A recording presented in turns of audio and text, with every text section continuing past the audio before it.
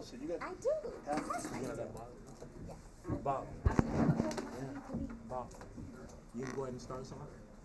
Yeah. Can. Go ahead. We'll wait a couple. No, we're gonna start. Yeah, we're gonna start. Can you guys? They're waiting. Well, he didn't give it. He didn't give it. What did Jason say he would be unable to make it? He told Cypher, and Cypher told me. So the only one we're waiting on is Kevin. And if you said he was a couple of blocks away? And Ernest won't be able to. A couple of blocks away. A couple of blocks away from here. What's a couple? 3 blocks away. Yeah, I said I'm a Well, couple. not 2 blocks away. I said I'm a couple blocks away. I show up 30 minutes later. That's just but me. with you, there's an issue. When my wife's a couple of blocks away, she's about 30 minutes. Exactly right. That's what that means. So. Hurry to go. Yeah. You know, these wonderful people are here on time. You know, Mr. Attorney, I just don't want you to be here till midnight. I know you've been here all day. Now, well, right now we don't have quorum anyway, so Yeah. we can't stop the meeting. We have a quorum in that Peggy's here.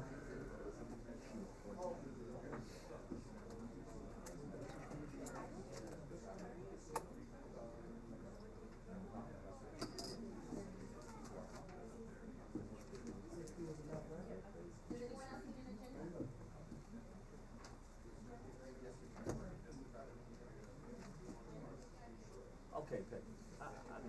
Peggy. Peggy. If you all need any agendas, they're up here. Sorry. All right, Bob.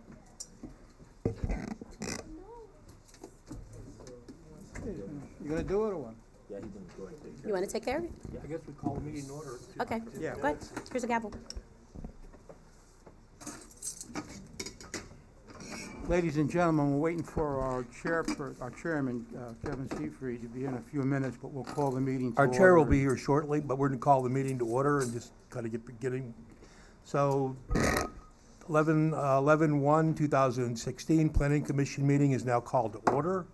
Pledge of Allegiance. Pledge of Allegiance is first. I pledge allegiance to the To the flag of the United States of America and to the republic for which it stands, one nation, under God, indivisible, with liberty and justice for all. There'll be a roll call of the members.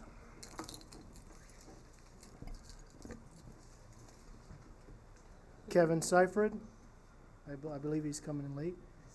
Charles Ernst, He's excused. He's coming. He's walking through the door.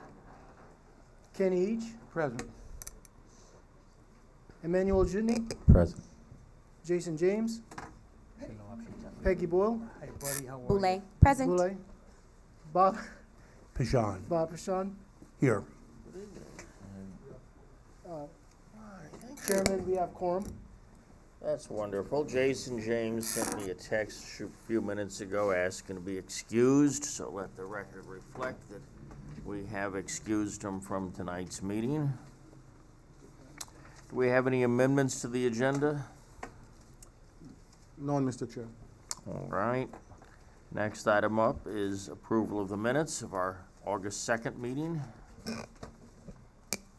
Read the minutes, so moved. All right, Bob Pinchon moves. Do we have a second? Second. All right, seconded, then all in favor? Aye. All right. We have no continued public hearings, so we go to item 5.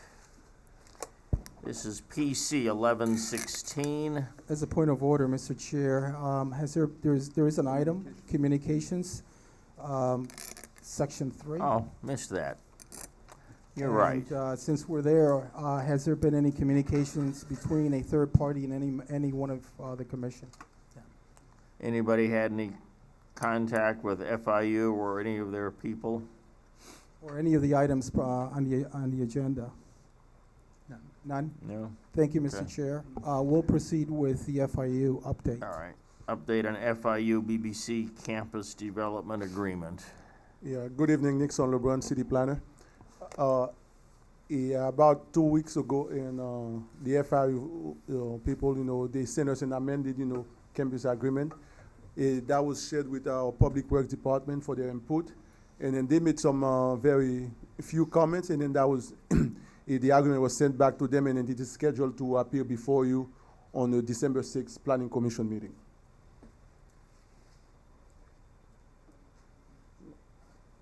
That's all? That's all, yeah. 'Cause That was rather short. yeah, because last time you asked me specifically to have, a status update, and then about 2 weeks ago, and then they just, reached back to the city, and then with an amended agreement, and then trying to address the concerns that were raised at the last meeting. So that item would be before you on December 6th. So we will be receiving a copy of this amended agreement for, Yes. So have they spoken with you? I mean, it was just a email exchange, and then with the new agreement, and then I'll send it to Public Works, to our transportation planner to review, to make comments. Because if you recall, the initial meeting, they came in, and their whole thing was about to get voted down. And we allowed them a chance to come back and regroup on it. Yeah. And they came back once, and then that got taken off the agenda.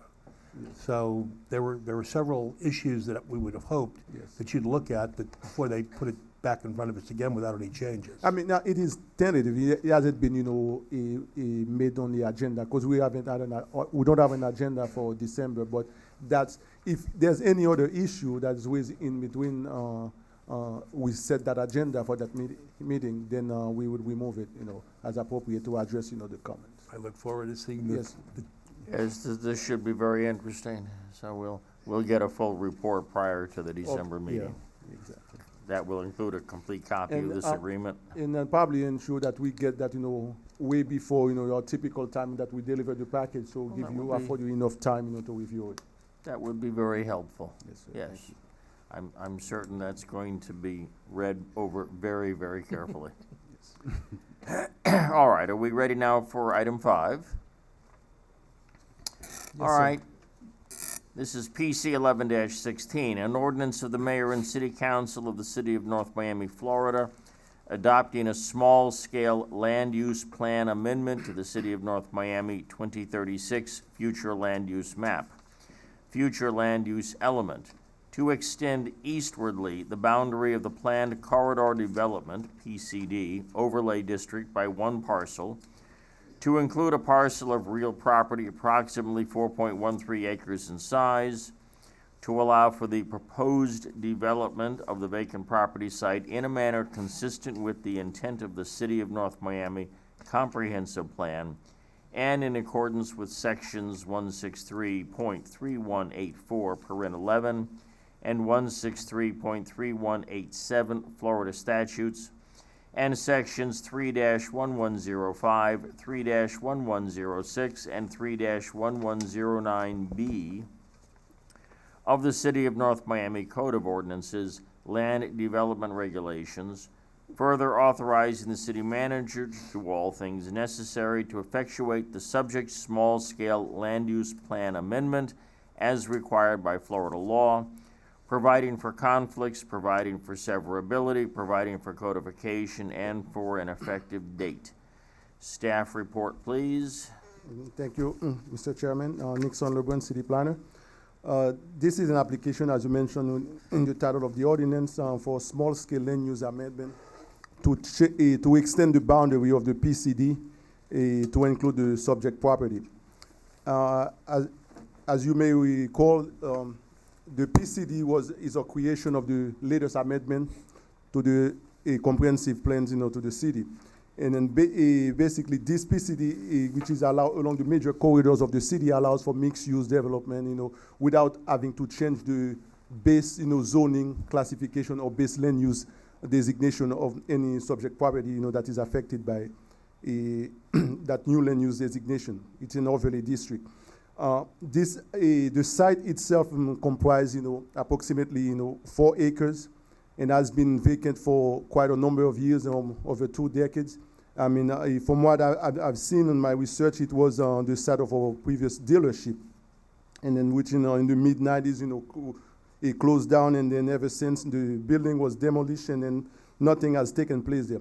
And back in 2013, the applicant had, he came with an application, or similar application, but with different requests. The request then was for a small-scale land use amendment to change the land use from commercial office to mixed-use high, and also to change the zoning from C2BE to PD, which would implement the mixed-use land use designation, as well as a conditional use, because with any planned development, a zoning district or there requires, the code requires a conditional use permit to allow the development, the transfer of density and intensity on the site. But this came to plan before the planning commission, and some of the members, I know Mr. Seifert and Mr. Itch were there. They had a chance to review it, and then it was unanimously approved and to go to the city council. But for some reason, the applicant withdrew the application. It never went to city council. So with the PCD I just mentioned, that affords, that kind of, development and entitlements to the city, with all the incentives it provides, that kind of revise the application and the interest, for the redevelopment of the site. So the applicant came with a new application, and this time not asking to change the land use, do a small-scale amendment to change the land use of the property, and then do a rezoning, which is like 3 applications, really. So they trying to extend the boundary of that, the PCD, which really stop what are the property, that shopping center, which is right behind the Walgreens at the corner of the Northeast 123rd Street and Biscayne Boulevard. So I'm sorry. So basically, what they're trying to achieve is to create a mixed-use development that would have, approximately 15 to less than 20,000 square feet of retail and restaurant use at the bottom of one of the building, and then they would have, approximately 297 to 300 residential units. So staff, we've reviewed the application, based on the requirements of the Florida statute to make sure that, it meets the requirements for a small-scale amendment. As you can see in the staff report, it meets that requirement. And then because it's only, it suggests propose certain changes to the land use map of the city, not to the interpretive text of the comprehensive plan itself. So that's why it is before you as a small-scale amendment, and then doesn't require any approval by the state of Florida. And also we have reviewed the small-scale application according to the city of North Miami land development regulations. And then some of those criteria include whether the application specifically advances any goal, objective, or policy of the comprehensive plan. And we also have to look at whether the application, impact on the level of service of public infrastructure in the city, as i.e., water, sewer, traffic circulation, and other, public facilities, stormwater, etc.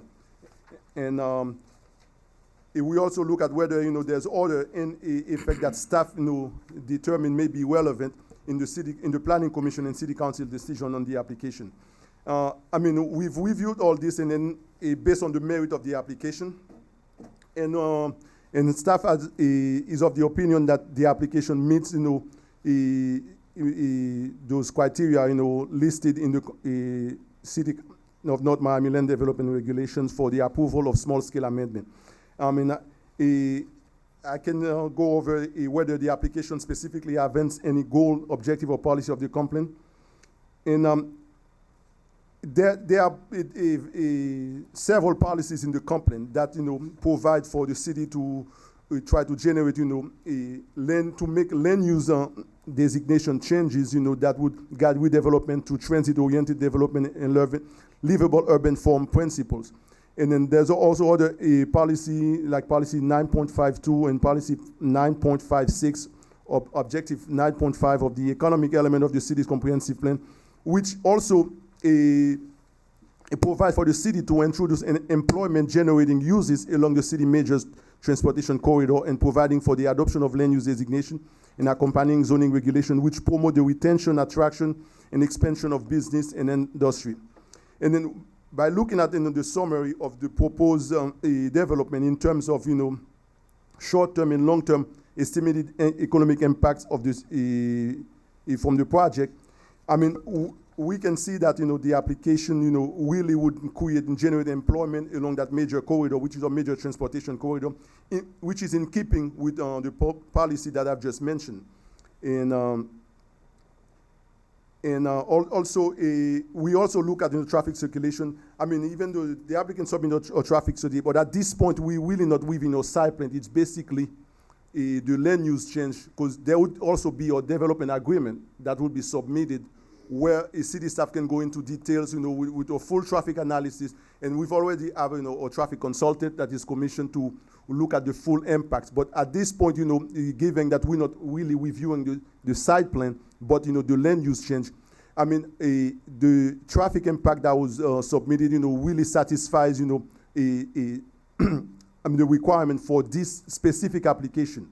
And as I mentioned, at the time of the development agreement and DRC, there will be further studies that to show that the traffic, would really meet our level of services in the city. Does it really negatively impact the level of service on that corridor, especially given that this corridor is also an evacuation area? We also look at the impact on water and sewer, and then you can see in the report the demand that the proposal would generate in water and supply and in sewer and all those things. So, and then one of the things that that is noteworthy here, it's how that application would help the city with the housing stock, because we have a really aging housing stock in the city, and then as you can see in the report, 75% of the city housing stock was built between 1950 and 1979, and then data from the city show that there has been a relatively modest level of new residential units since 2000. So through that development, really would meet many policies of the city comprehensive plan, which provide for a mixture of housing types, and housing availability, for the residents of the city. So in that aspect, in that regard, we think that the application would be consistent with, specifically with Objective 3B.4 of the housing element of the city, which calls for the adoption of appropriate density, intensity, height, and size in order to encourage, the development of new housing units in the city. Also, we look at, in that other criteria, which has to do with whether there was any effect that the city staff determined is relevant to the city council decision on the application. I mean, you guys are well familiar with the city. We have really two main constraints when trying to address the growing needs of the city. And there's only 4%, approximately 4% of really land allocated to commercial uses in the city. And then this is a city that is pretty much built out. There's only 1.5% or 97 acres of land that is really available, that is vacant. So this really put the city in a bind. So and then this is what the comprehensive plan with the creation of the PCD, trying to come with some, action-oriented, very creative, innovative policy to allow really the redevelopment of the city, given, the limited amount of a vacant land that we have in the city.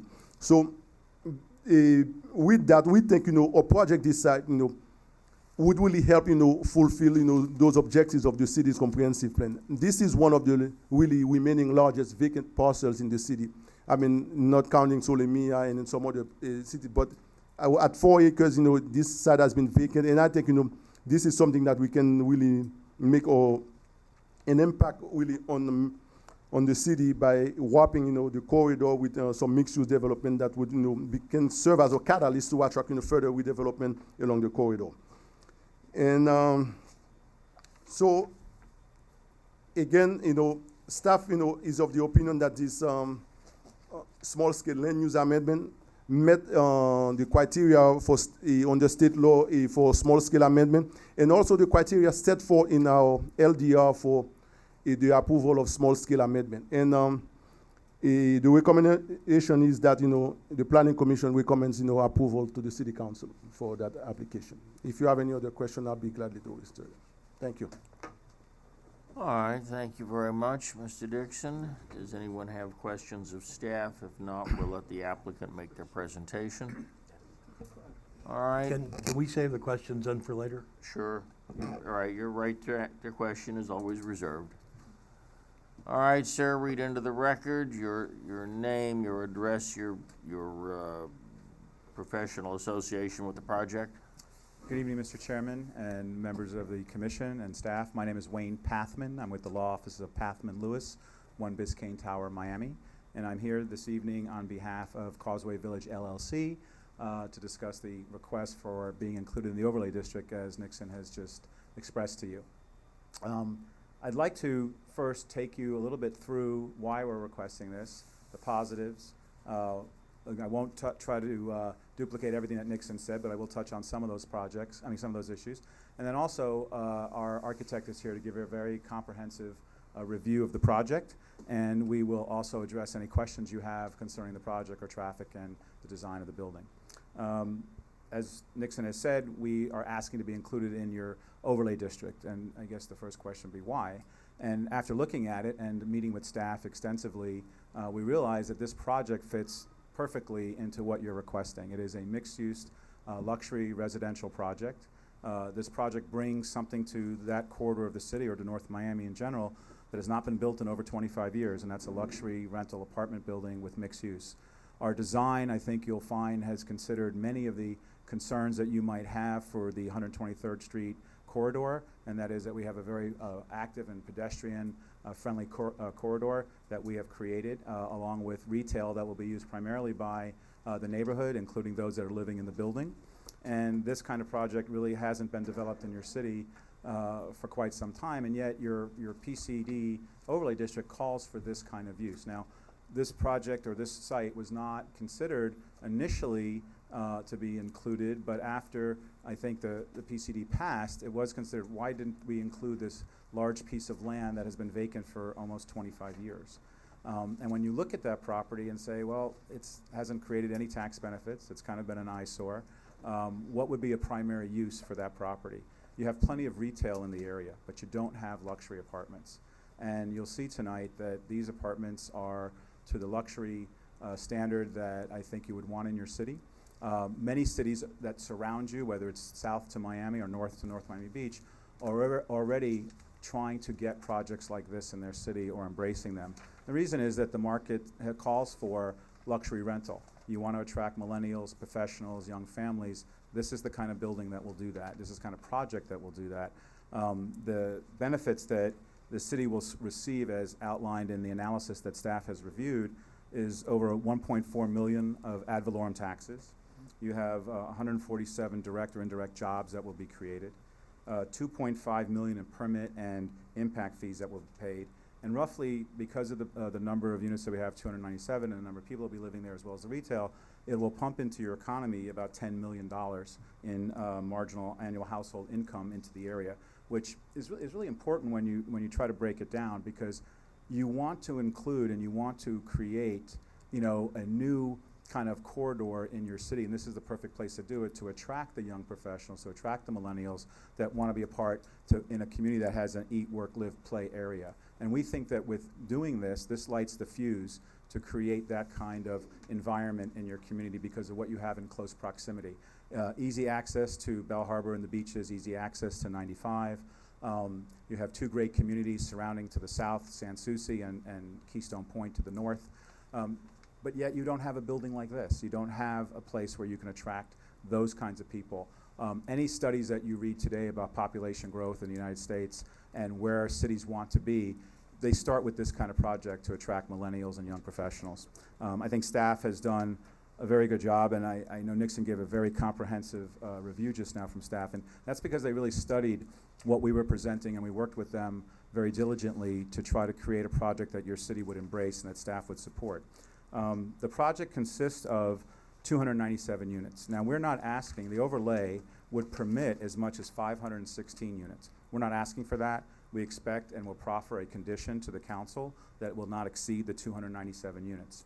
We also are not seeking the maximum height that would be allowed in the overlay district, which is over 110 feet. We're seeking roughly 99.8 feet in height. Now, that is at the highest point.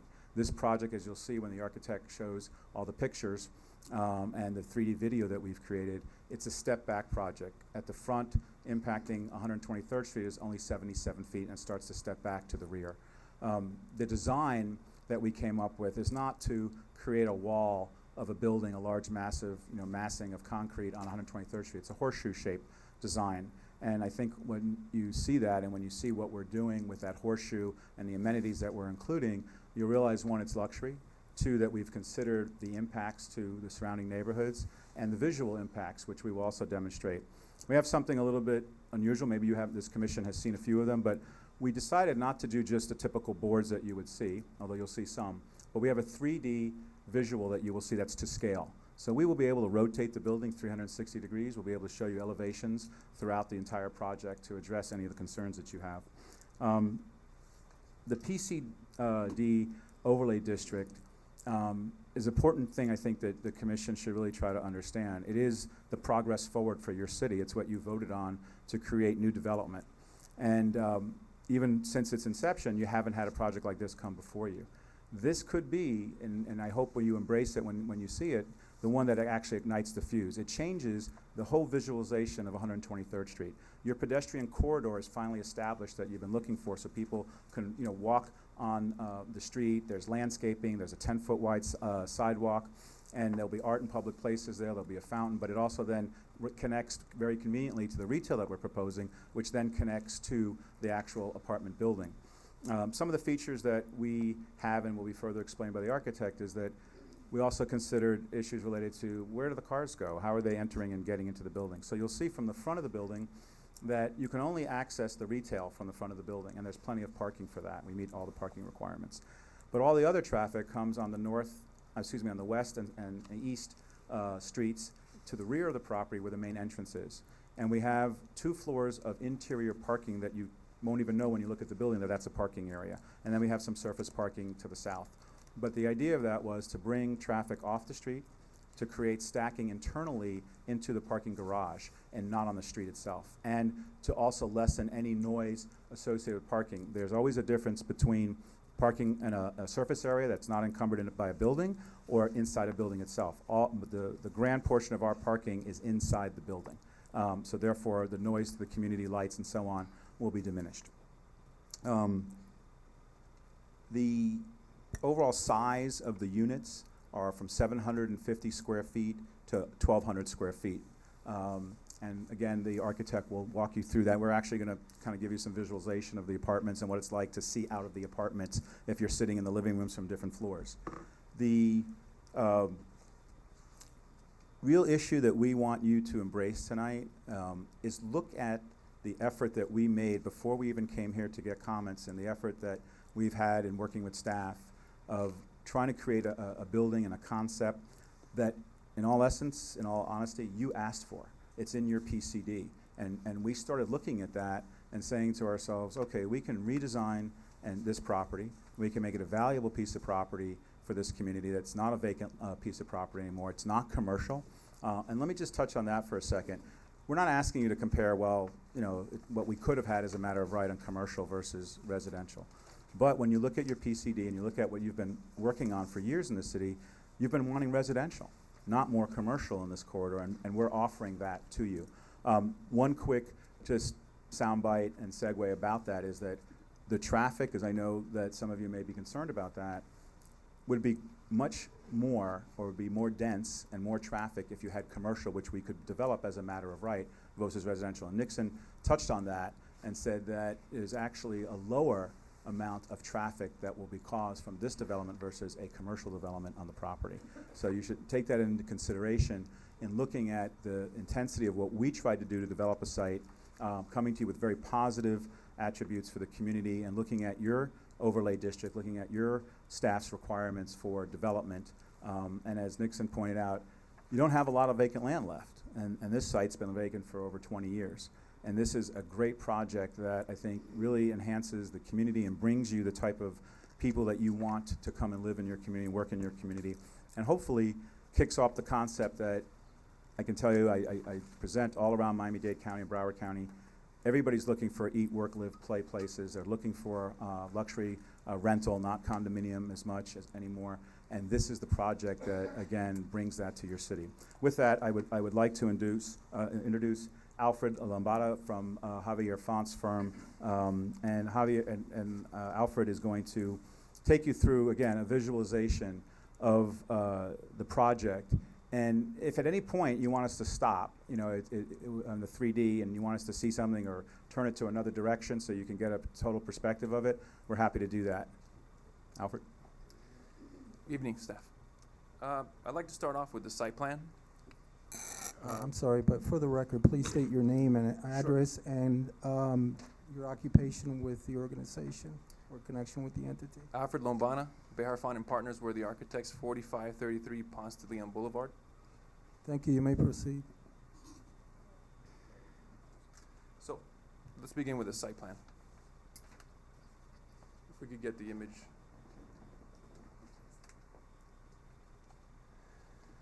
So, as previously mentioned, the site plan is, the project is located on the corner of 123rd Street and Northeast 18th Avenue, approximately 4 acres, 297 units, and there's two things that drove the design here. It's two important things. And one of them is the actual shape and orientation of the building. So what we've done is we've proposed a U-shape which limits the number of units that actually face 123rd. And in doing that, we've actually stepped back the building on 123rd, so it's not so encroachment onto 123rd. So you're getting 7 floors right on 123rd instead of the 9 floors that we're proposing. So you'll see that step back in some of the images to come. And really what that does is provide an enhanced corridor experience for the pedestrian, the vehiculars, and any neighbors.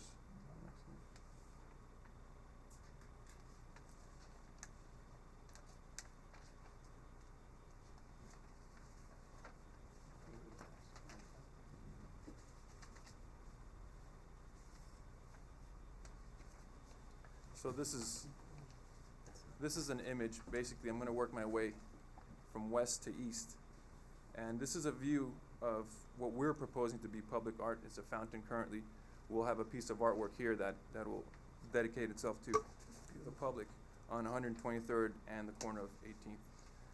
And basically, what you're looking at is the retail, which is being buffered by landscaping.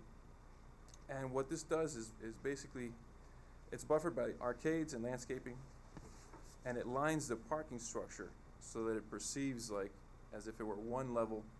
It doesn't show as 2 levels of parking, and it just becomes a great pedestrian experience for the patrons. And what we're having here is we're showing retail restaurants that serve as amenities to the building and to the neighborhood as well. And it begins to activate the ground floor for pedestrian experience by connecting to the public sidewalks. And ultimately, you're going to see a network, and that's the vision that the city, I believe, has, a network of these projects that connect from project to project, activating the pedestrian experience. Next image. So this is basically an overall view of what is the recreational deck, which sits on top of the parking structure. And what you're looking at is a deck which has 2 pools, cabanas, it has a trellis, clubhouse, lounge seating, which are all part of amenities that you would expect from a luxury rental residential project. It also has a gym, a spa, a club room, all which contribute to the upscale quality of the project that's being proposed here. We've got some views that we'd like to show you from the units themselves, which demonstrate, the type of views we're going to be getting here. So this is a view from the 5th floor, looking out to the recreational deck. So we're looking north here. This is the 7th floor, looking out. 9th, which is the highest point you would ever get a view from.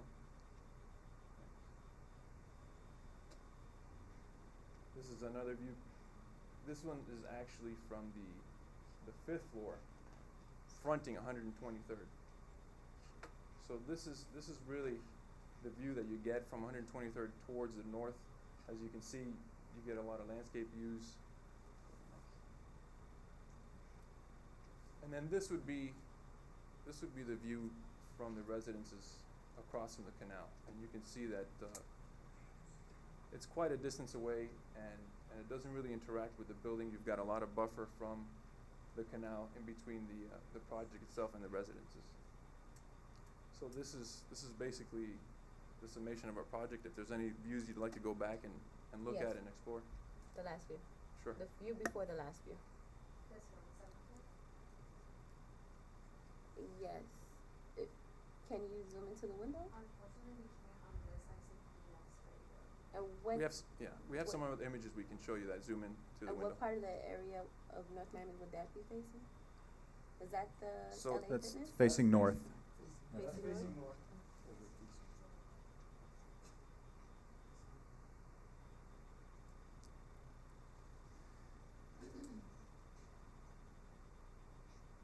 So that would be from this unit facing north. Okay. So that's the one fronting 123rd, your closest one.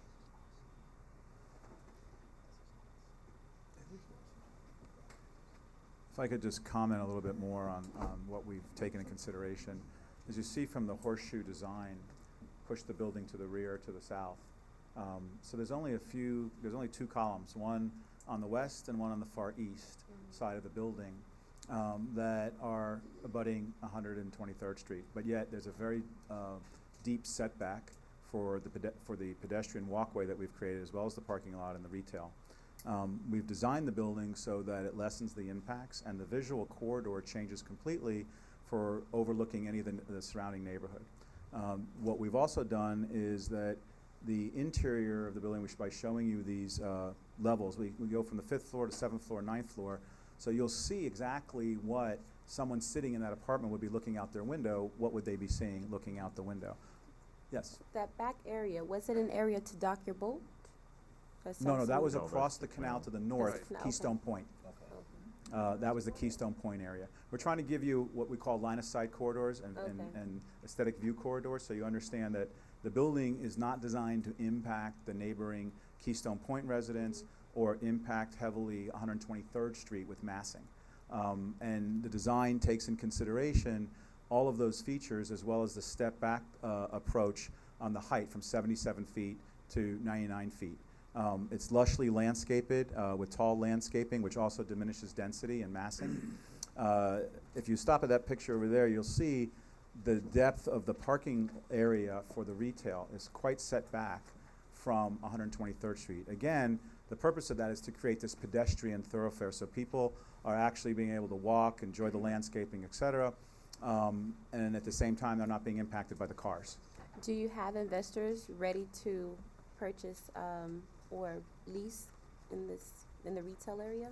Well, my client, which is the Causeway Village LLC, is owned by the Taubers, Laura and Erwin Tauber, who are sitting here this evening. This is the project they intend to build with your approval. And this is not something where they're looking for the typical development the way you see today in condos with deposits. This is going to be a rental facility. So they will be developing this project, financing the project, and actually building it and maintaining it and owning and operating it and renting these units out to the general public. So what I'm saying is, do you have already in line a group of investors or people who want to lease Well, as far as Or- leasing, we haven't or rent? started that yet because Well, the we're in market will support that. Yeah, the improvement, but we know the market is supportive of luxury rental in North Miami in this And- corridor. Okay, do you have Um, an idea of what you want there? I'm sorry, can Do you you repeat have that? an idea of what retail stores you want there outside of restaurants, Good neighborhood bistros? retail, a restaurant, maybe a local community bank, sandwich shop, you know, like a Subway and so on, maybe a nail salon, dry cleaner, things like that that will service. In the video, if you see, there's a corridor that connects the building to the retail. So people can actually, when they're living in the building, don't have to come around the building or get in their cars. They actually be able to walk through a corridor Mhm. for the apartments to be serviced by those.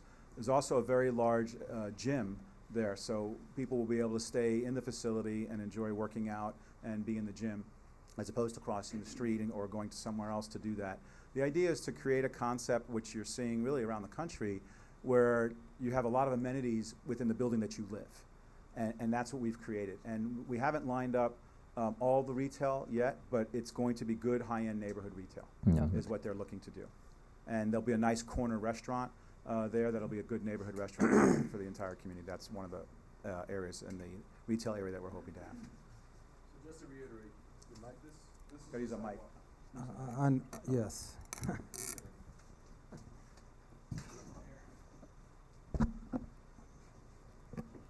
So, you have the sidewalk, the public sidewalk, you see the connections directly to the arcade. So we have restaurants, small mom and pop retail with the circulation going through the building. So it splits the retail and you actually have circulation directly to the lobby. So the residents come down from the lobby, go through the paseo and pass through the arcade to go to their mom and pop retail.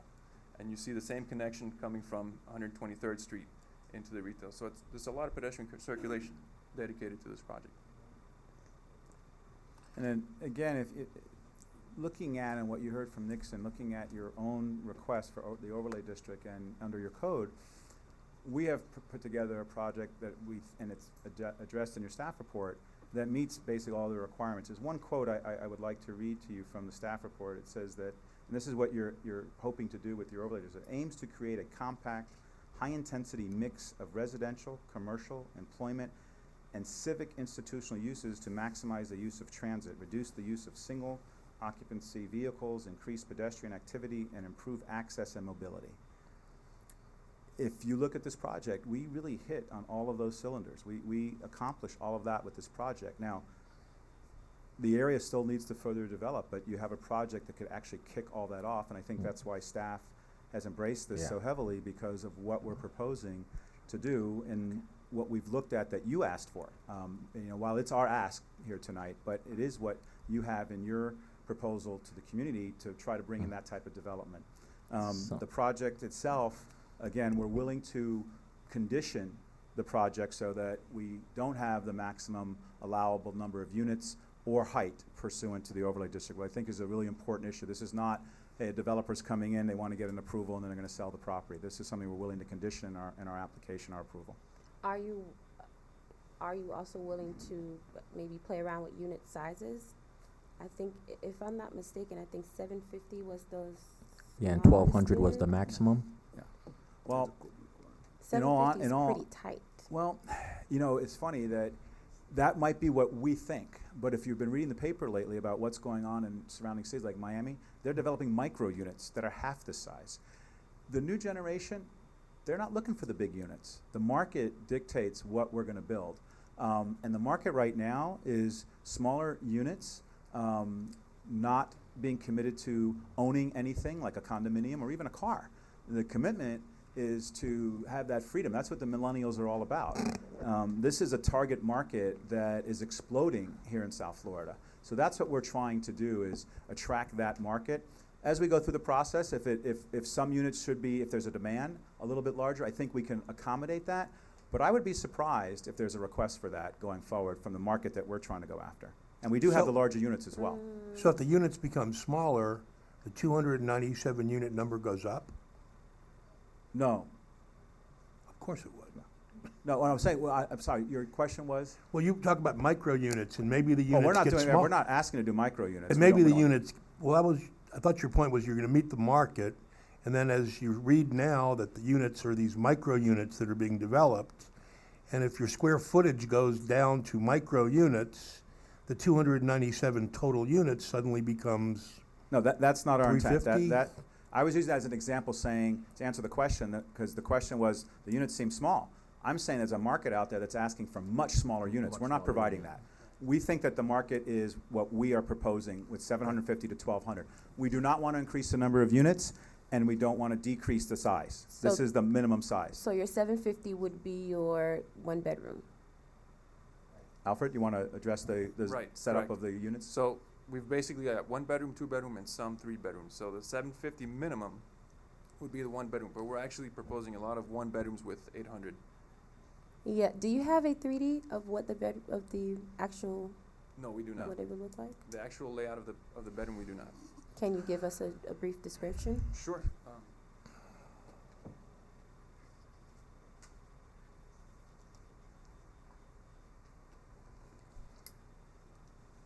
This is probably very difficult to see from where you're standing.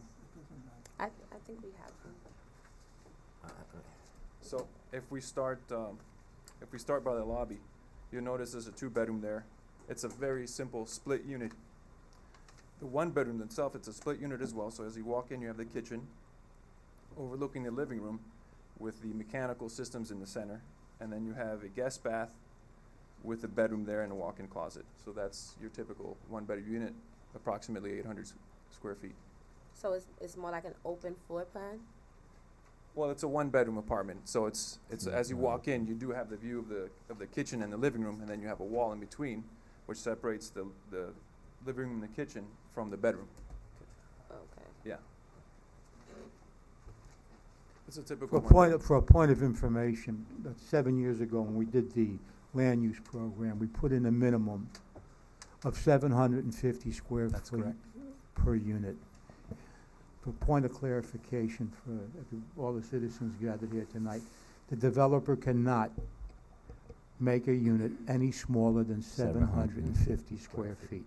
At that time, the market was much bigger. The millennials weren't Right, developed. they weren't controlling the market. But we're not planning to do that, again. No, and I My point was understand. that we are addressing the market and your code. And 750 square feet is a pretty decent-sized space. There's no ifs, ands, and buts. I own apartments, it's a nice space. I would suggest you push for the 800. I'm a millennial. But the and, quote. I would suggest you push for the 800. This is my suggestion, my humble opinion. And if you can't, you can't. But I would suggest you push for it. We'll look at it.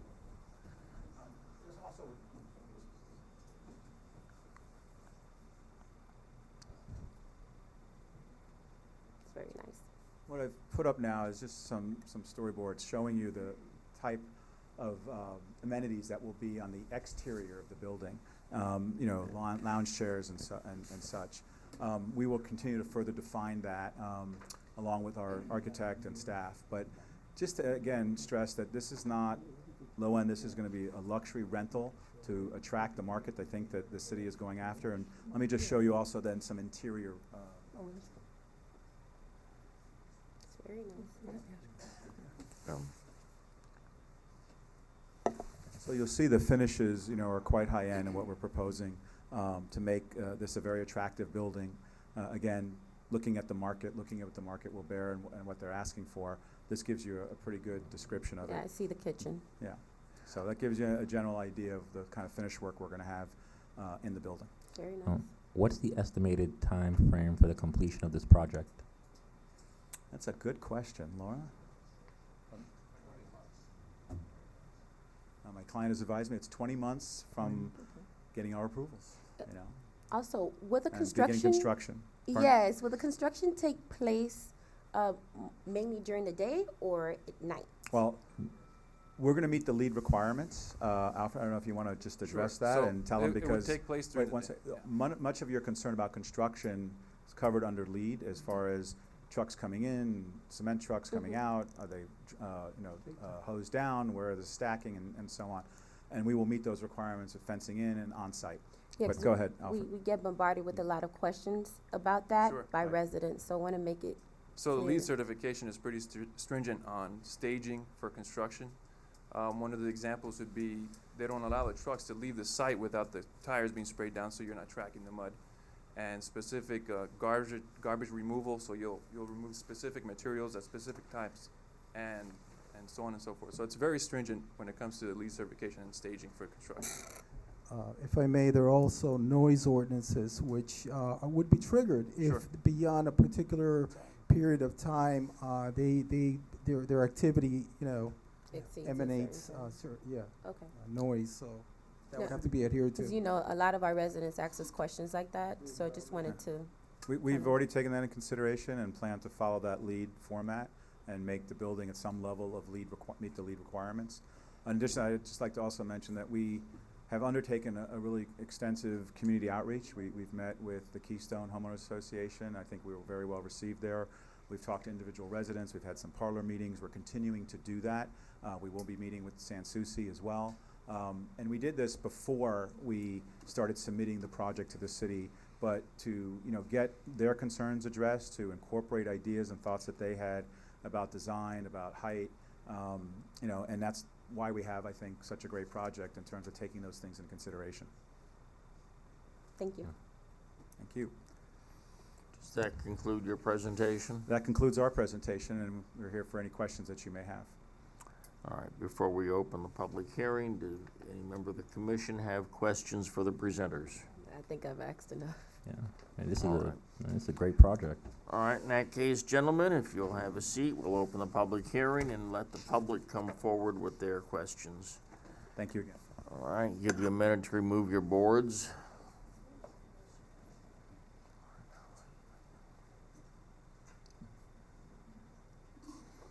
All right, now, ladies and gentlemen, this is a board of record, which means that we record all of the comments that are made, and we also have a secretary to take down anything that needs to be said so that the minutes accurately reflect what's presented tonight. Now, that means there's a burden on you as members of the audience to remain quiet while someone is speaking, because if you either agree or disagree and you create background noises, then we do not have a complete transcript. And the transcript is necessary for a board of record, all right? So if everybody understands the ground rules, the way this gets to work, you'll get 3 minutes to make your comments. It is not an issue for discussion back and forth. You, as a member of the public, you come up, you raise your concerns, you sit down, the next person comes up with their issues, either for or against, and we give everybody in the audience every opportunity to be heard, but there are practical time constraints, otherwise we'll be here till the sun comes up. So, with that in mind, bear in mind that Planning Commission issues are best considered as practice for appearing before the City Council. Please try not to be redundant. If you feel a point has been made, no need to repeat the point. And get your thoughts together on this, and we'll be happy to listen to each and every one of you. Now, when you come up to the microphone, please lower the microphone at the appropriate height for yourselves. Speak clearly into the microphone and give us your name and your address before going into your particular comments, all right? So now we have 2 microphones. We can have 2 lines so that this moves as swiftly as possible. And at this point in time, public hearing is opened. Anyone wishing to speak to this item is invited to step forward. And you can form a line and come on up so this moves reasonably efficiently.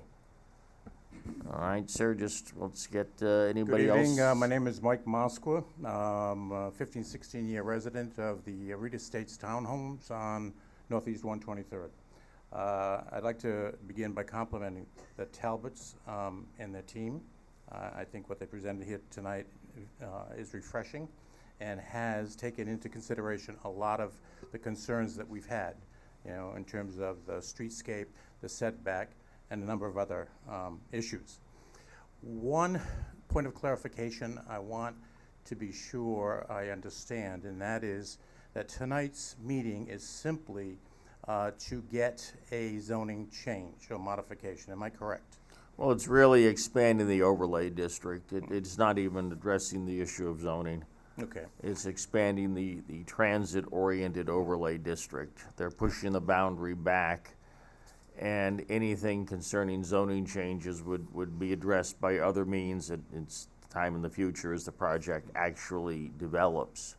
Right now, it's still a theoretical concept, and they're asking to have it included in the transit district. And so that's really the issue tonight. Do we expand the transit overlay district or don't we?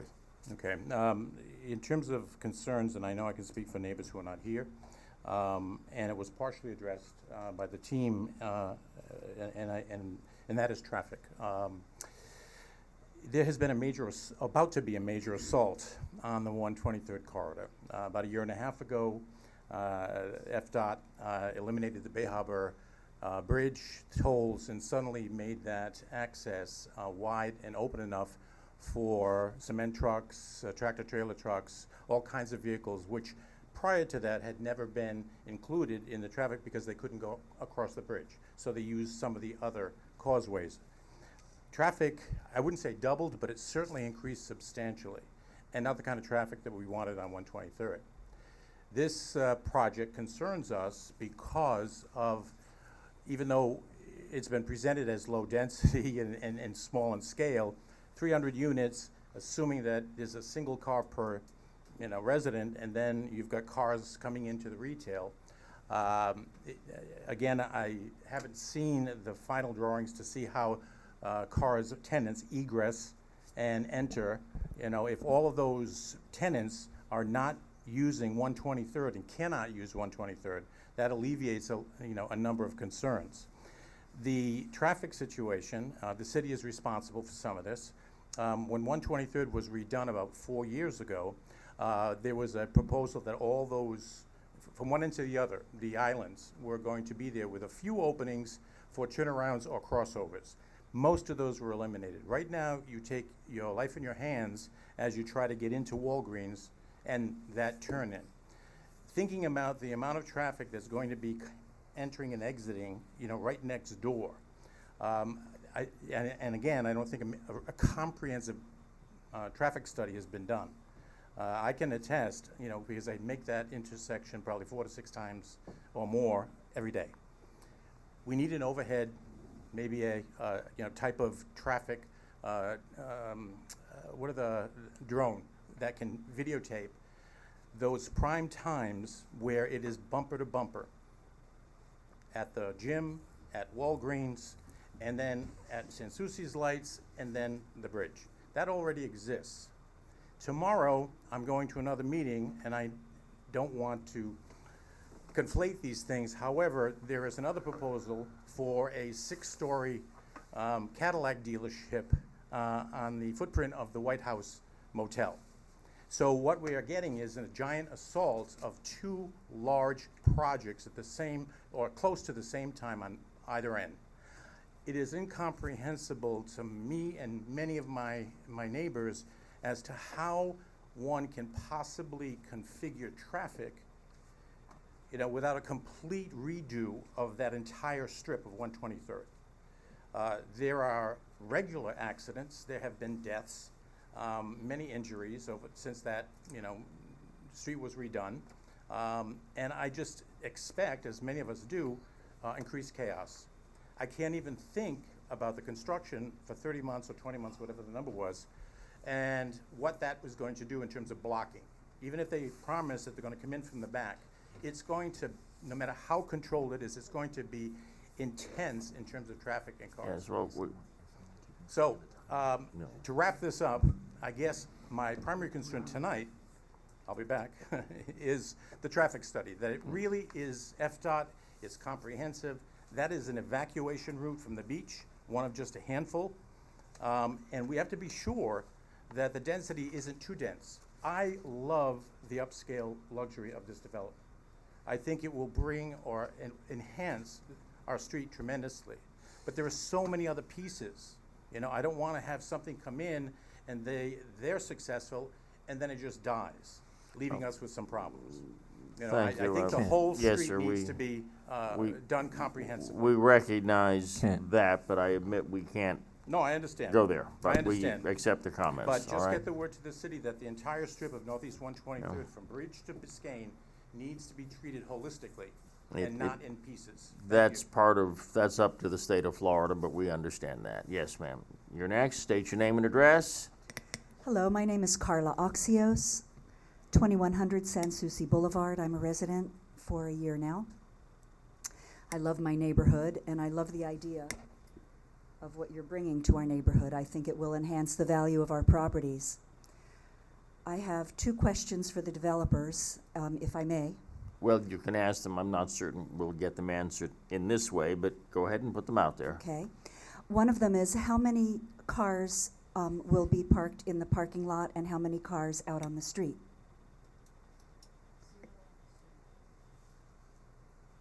We'd need to have that read into the record if you can, otherwise we can address that at the end of the public hearing. Again, Wayne Pathman on behalf of Causeway Village LLC. We have our traffic engineer here, and so we can address some of your traffic concerns, but if you'd like, I'd like to introduce him, and then you know you're getting it from the expert who's done a report. We actually have started and almost completed a comprehensive traffic study. The city had asked for some additional information, so we're working on that, and the city has also asked that an independent traffic analysis be done, which we will be paying for so they can review our report. That hasn't been done yet. The city just engaged somebody. I think Nixon can verify that. But we came here prepared to tell you and talk about traffic if necessary. Well, we and understand talk already about the from the- parking, from but the- if you like, I can introduce him and he can address and give you the 2 answers to those questions.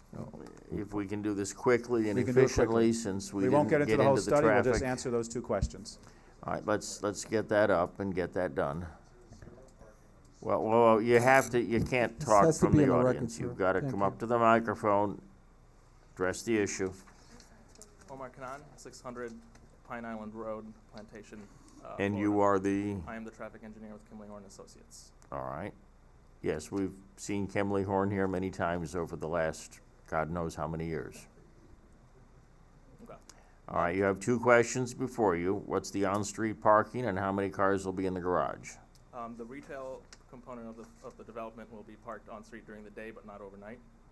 Residents will be parked in the provided parking garage. And nobody's parking on the street. They're actually parking in front of the project. They're in the property. Nobody will be parking. They're on parking, public they're parked roadways. within the property.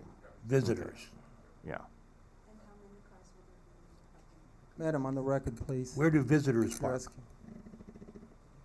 The question is how many cars will be housed in the project? Right, so what is your garage capacity? Forecast at this It's in the point. report. There's parking here too. Parking here. No, it's in the report. If I may. So, Alfred Lombana, Behar Fonten Partners, we're the architects, 4533 Ponce de Leon Boulevard.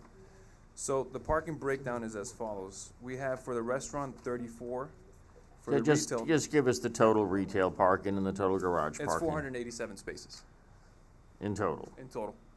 Okay, and how many of those are garaged and how many of those are retail? So basically 35 of those are provided for the retail in the front, So just the outside. entire retail component gets 35 spaces under the current projection. There's 35 for the retail outside, and there's also 34 for the restaurant. So you- It's basically shared parking All right. between the exterior and the inside of the parking garage. Okay, and visitors, do they have access to the garage? Yes. Okay, So what's this parking here? all right. The land development, Mr. Chair, land development regulations also provide for minimum parking requirements based on the square footage of retail and residential. Okay. All right, thank you. If I could just add, Mr. Chairman, that we meet all the required parking that the city is requesting, but we also realize, and you will too as a commission, and it's already happening in our communities everywhere, parking and car ownership is changing dramatically, especially with the group that we're trying to attract. You'll see more people who don't own cars, who'll be using Uber or Lyft or other modes of transportation. Cities are moving to trolleys and other ways of getting people around. But we have developed a building and a project that meets all of your requested parking. And you're not forecasting any requests to diminish the parking? We are not. We are not asking for any variance or warrants in connection with the parking. All right. Young lady, does that answer your questions? It does, thank you. All right, thank you I very just much. had one other question to the council, if I may. The intersection at Sans Souci Boulevard and Biscayne Boulevard can be pretty dramatic, perhaps not to the extent of 123rd and Biscayne, but at times I've seen 30 and 40 cars lined up along Sans Souci Boulevard, because in their attempt to not be stuck at the intersection of 123rd Street and Biscayne Boulevard, I think we're all they well aware swing of that. around on Sans Souci to go south on Biscayne Boulevard from that direction. And so I just am hopeful that when the study is done, that that's also taken into consideration. Well, we'll certainly find that out. Thank you. Thank you. All right, yes, ma'am. State your name for the record and your address. My name is Judy Dressback. I live at 1840 Northeast 124th Street. I have been a resident of North Miami for almost 40 years, of Keystone for 35 plus. I am the second house east of the LA Fitness building. It has been a nightmare there. The traffic is horrible. Today, I was going north or south on Biscayne. I had to sit through 2 lights before I could go. When I was coming back north, I also had to sit through 2 lights. And this is gonna depreciate my property value. LA Fitness has depreciated my property value. And since I'm 1840 and this is 1850, I feel that I'm going to be looking at the residential area, which is gonna block my backyard. When I go out now, I look at LA Fitness, I can't see, that's gone. Our backyard is where we live. And I just wanna make sure that I can see the sky, I can look up and enjoy it. And the depth of this, I'd like to know what it is as far as how far the setback is from the street, how much of the parking is there, and how far it's gonna be back from my location. All right, I suspect the architect could give you an answer to that, but we can't really stop and address that within the context of this, but we've recorded your comment and your questions, and we'd ask that the architect answer that somewhere this evening, if you would please, but not right now, okay? Well, you know, on paper and on drawings, it looks beautiful. And it is a beautiful building. It's a very nice building. But I have concerns You wanna know the because setbacks. of what I went through with the LA Fitness building. I understand. All right, well, the architect can speak with you on that. I'm sure they have the Wayne Pathman again, Mr. information. Chairman. I'd be happy to meet with you before the end of the meeting. We can show you on the computer to scale exactly what you're asking. Okay, thank you very All much. right, if you would please do that. Sir, state your name and address for the record. My name is Robert Houston. My address, home, is 1150 Northeast 123rd Street. My work address is 2124 Northeast 123rd Street. I can't speak for millenniums, but I can speak for an aging baby boomer. I actually ride my bike to work, which is something that millennials do on And you don't have a that daily far to go, basis. do you? They like those outdoor activities. I do too. I take my life at risk riding my bike from home to work, and I do it back and forth. I just hope the Florida Department of Transportation does a hell of a good job on redesigning 123rd Street. I know this is not your responsibility. I think the project itself is beautiful. There has to be some new lights put up in the area to manage traffic. I think North Miami needs to improve its green space when they put up developments like this, like where the doggy park is. You might want to put a kayak ramp for future use for these millennials who will be using kayaks to go out on boats. Density is an issue for somebody like me who uses traffic, but if the millenniums use public transportation like they do, and I've seen it on Brickell Place, I've seen joggers going up and down Brickell Avenue in the middle of the night in front of me in wrong directions, but they're on a different planet, but they're active, and you got to take that into consideration outside the property. So thank you very much. All right, thank you. Yes, ma'am? Good evening. My name is Michelle Togno. I live at 1845 Alamanda Drive, and I grew up at 1840 Northeast 124th Street. I have a lot of problems with this. One thing is when I spoke to them at the Keystone meeting, the homeowners meeting, and not all of us were happy about it. I was not happy about it. The reason is that my mother, who just came up, the family home I grew up, and I live on Alamanda Drive, you can see over from the height. 99.5, 99.8, let's just call it 100. Second of all, I don't like the fact that there's balconies towards the front, because then you have people hanging out at their balconies, looking over into the backyards where people are trying to live. It depreciates the value. My parents' value of their house went down. The noise is another problem we experience with LA Fitness. I do experience it myself on Alamanda Drive. I have many, many issues. Also with the parking, he said there's 496 parking spaces. That's a lot of traffic coming and going. Then we have family, we have guests. And let's face it, if this is just a rental property, it's a come and go. It's not someone's home. It's not someone going to be staying there. It's going to be a high turnover. That is not acceptable. The retail, they should know the retail. The retail, from my understanding, is not going to be Coach, is not going to be Gucci. It's going to be a lower end retail. You know, we want the area to excel and look better, but not like this, because it's just coming in to depreciate everything. And unfortunately, you think it's going to help your benefit and raise your property value. It's going to lower your property value. I hate to say that. You need to relook at everything. So I'm not happy because I got a bad taste with LA Fitness. I have people you have to look at the people in the back, the apartments, where the garage is going to be. I have LA Fitness that can see to my mother's, standing out there talking on their phone. I took pictures and sent it to all the homeowners on the board, and they can see my backyard from Alamanda. And I have kids. How do I know that pedophiles aren't going to be moving in there? Are you checking that? Are you checking to make sure that they're not going to be in a place that transitions in and out? The other thing I want is, if something does go like this, I need to know that North Miami has first pick at working, that residents should have first pick at working at the, I want to call it a hotel because it's not a home to me, but a hotel or whatever, because the condo, because you're in North Miami. Second of all, I don't like the height. I think less, 750, the space for living is unacceptable. I think less is more. I think you should have bigger, like she said, over 800.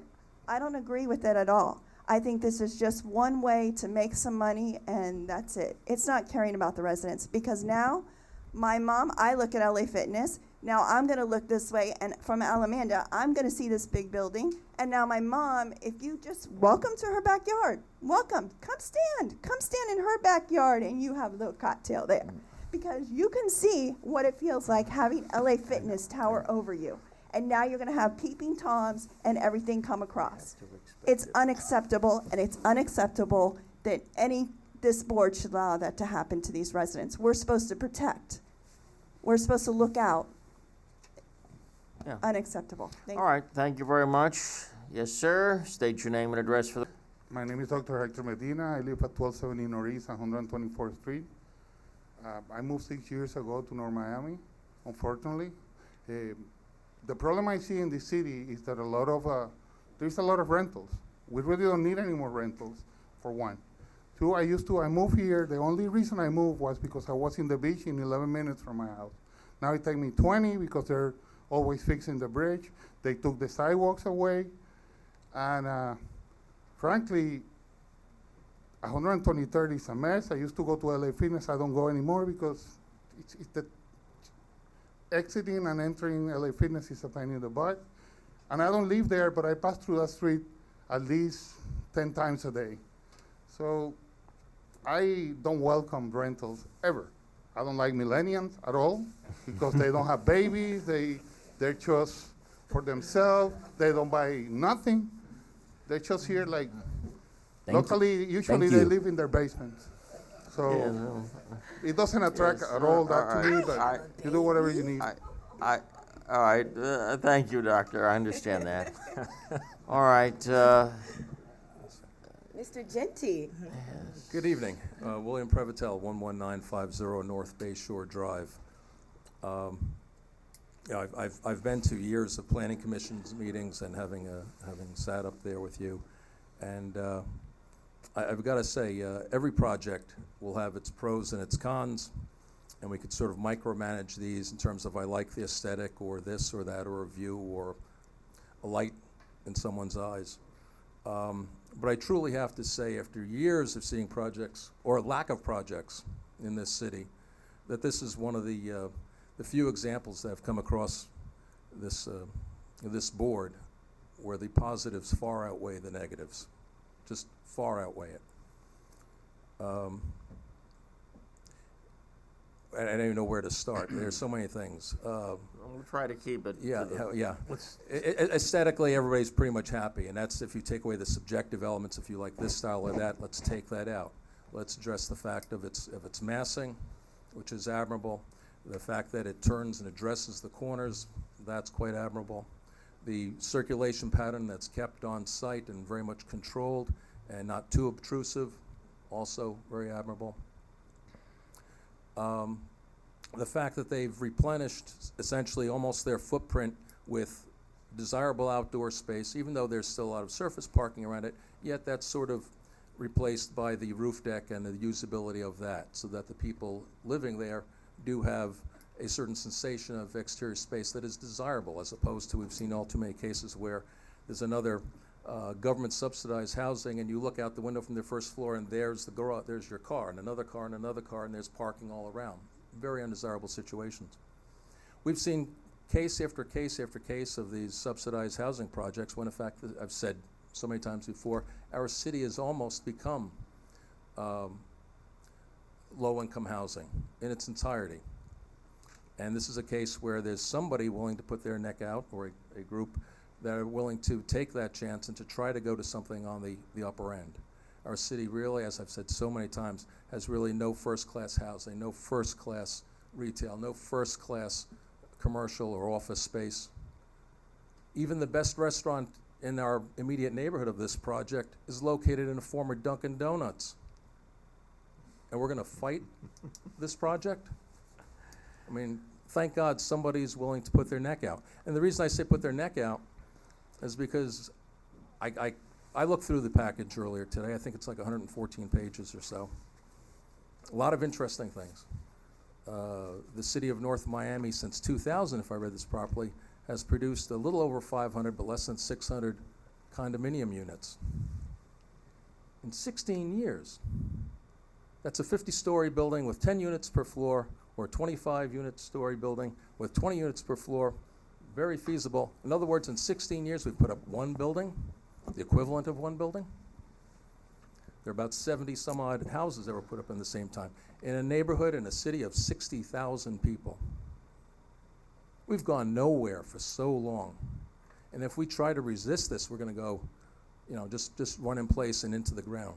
All of our housing stock, all of our building stock is aging, falling apart, underzoned. We were complaining, oh, the roof is caving in on this project over here. Why don't they do something? Well, it could be a case where because of that rental apartment, they couldn't do too much, because if they actually took down the building, they could build a third of what the current zoning is. So therefore, all of the property owners here have been handcuffed due to our own intent of having something nicer. We want to have Coach or Gucci or something, and we want to have less zoning. We'll be lucky if we get another sneaker barn. The only way you're going to get high-end products is if you have higher density, and you can make an investment that is desirable. Right? That's why you get things in Bal Harbor and downtown. That's why in downtown Miami now, the zoning is like 1,500 dwelling units per acre. They can now go 100 stories. We have limits that are 9 and 10 stories where people are demolishing in our immediate neighborhood. The Sheraton across the bay was more than the highest we can produce here. Biscayne Landing aside, that's a whole nother ambiguous animal. But people are demolishing projects that we can't even attain. How can we possibly compete? We've invited the lowest and least desirable element to our city, and it needs to stop. I don't know how, quite frankly, I'm saying they're taking a risk, because if you have a project of the numbers that I looked at, and you take the number of dwelling units that they're proposing, I'm coming up with a figure of about $200,000 per unit. And you sort of mix the retail in there. I don't know how far I'm off. Let's say I'm off one way or the other a little bit, but it's $200,000 a year. You can go over to Majorca Tower and get a one-bedroom, sometimes a two-bedroom, overlooking the water for $200,000 right now, move in tomorrow. How they're gonna do it, you know, is really, really a challenge. And I wish them the very best, and I hope that it's a superior product. I'm surprised they could do it with such low density, with such low height, and all the other challenges of getting through projects here. But I wish them the very best, and I hope the Planning Commission supports their efforts. Thank you very much, Bill. Yes, ma'am. My name is Elisa Diaz. I have been 2223 Northeast 123rd Street. I've been a resident of 123rd Street for 16 years. I've been a homeowner. I have seen it change virtually from a country road to a superhighway. The change of having had the tolls removed on the bridge, on the Broad Causeway, has greatly impacted our area. A serious traffic study needs to be conducted. We used to very much go to the businesses across the street. We cannot do that very well any longer because of the amount of traffic. The two streets, the one both to the east and to the west of the proposed project, are a mess. The way people try to enter 123rd Street from those two streets puts them in danger. I see every single day some issue with people swerving, other people not, potential accidents and accidents. This is a beautiful project, but however, to think that it will not impact our traffic is ridiculous. And to also think that people will not have two cars and that these particular renters are going to stay within the project and not go out and not have two cars per apartment and park on the street, and they're going to stay within the boundaries of it. That's not realistic. It will need a great deal of change to 123rd as far as those turning lanes.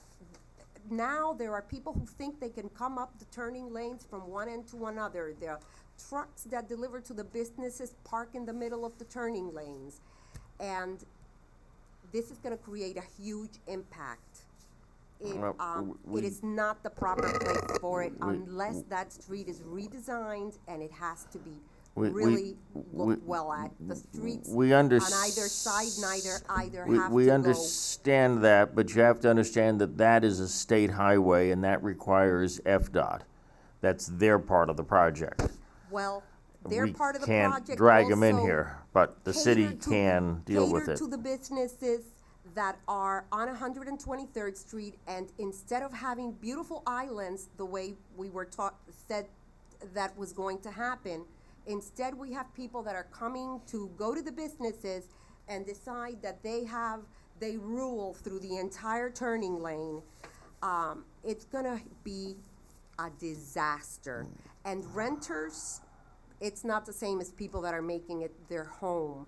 A big turnaround in people are people who don't know the traffic patterns coming in as residents into the area. They're not there 2 years later. Somebody else comes in who doesn't know the traffic patterns in the area, more potential for problems, great deal of potential for accidents. Yes, we do understand that concern. Thank you. Yes, ma'am, thank you very much. Is there anyone else wishing to speak to the project tonight? Last call.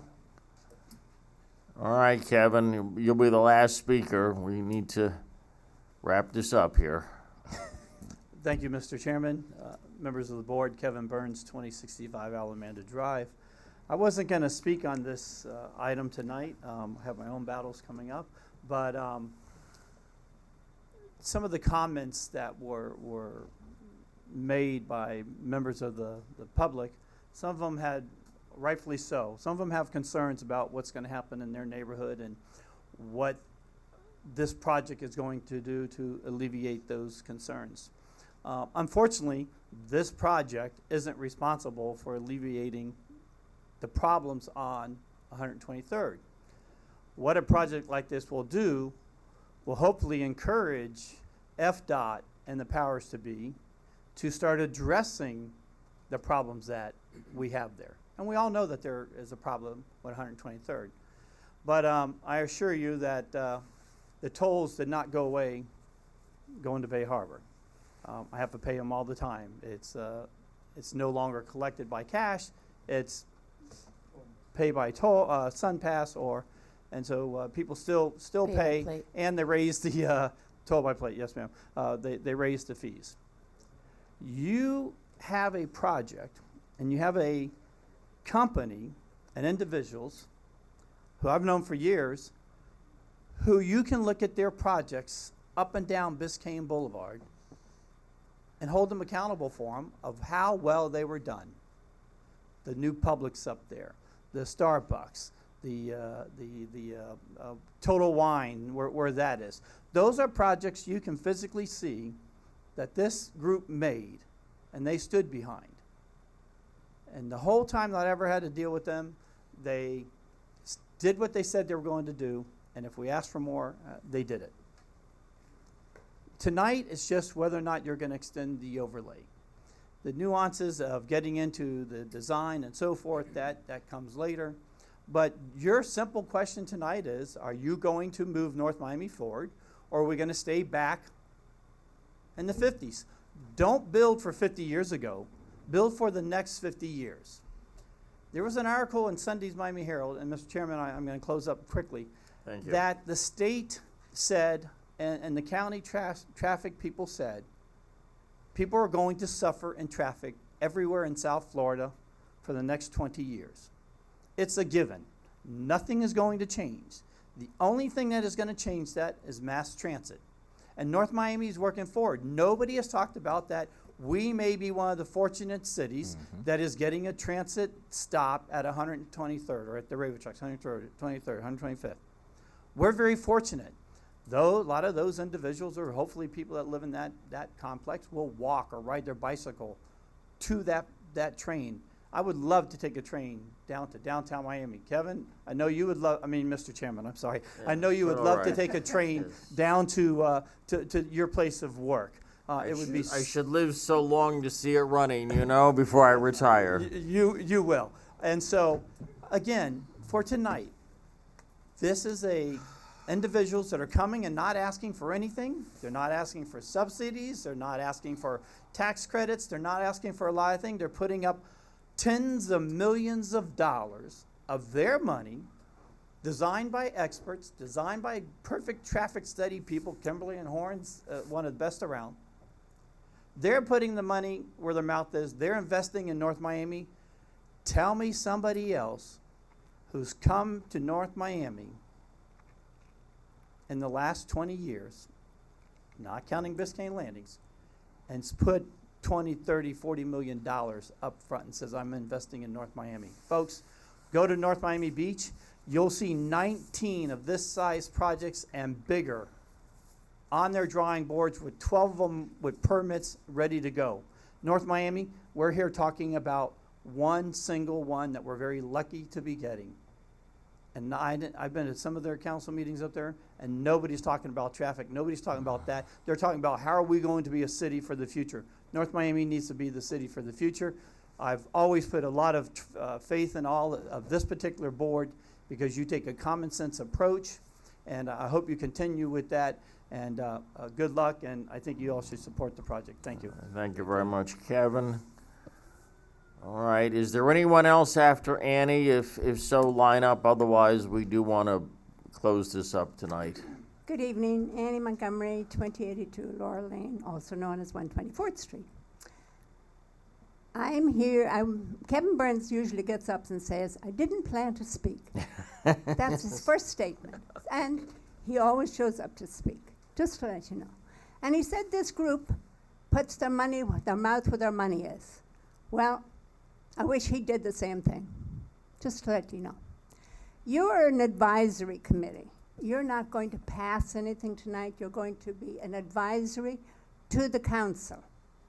And what they're asking for, overlay, to continue the overlay from Biscayne Boulevard in to on 123rd Street. That is what's on the agenda, I believe. So whatever you decide tonight, it will be passed on to the council, and then they will make a decision. I think that before you make any decision, I would like to see an independent traffic study that we all are aware of, and make the residents aware, because this is going to affect the residents. It's not going to affect the developer, only in his pocket if you give him what he wants. That's where it'll affect him.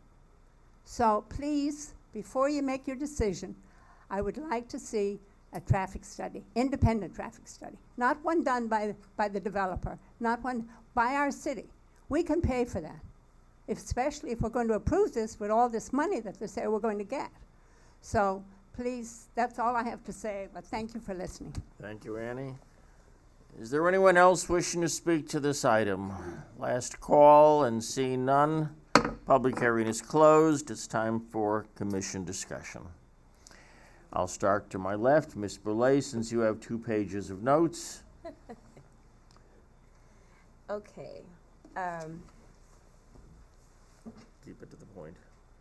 Although most of the questions are centered around traffic studies and basically traffic studies, and it being a nuisance of having the development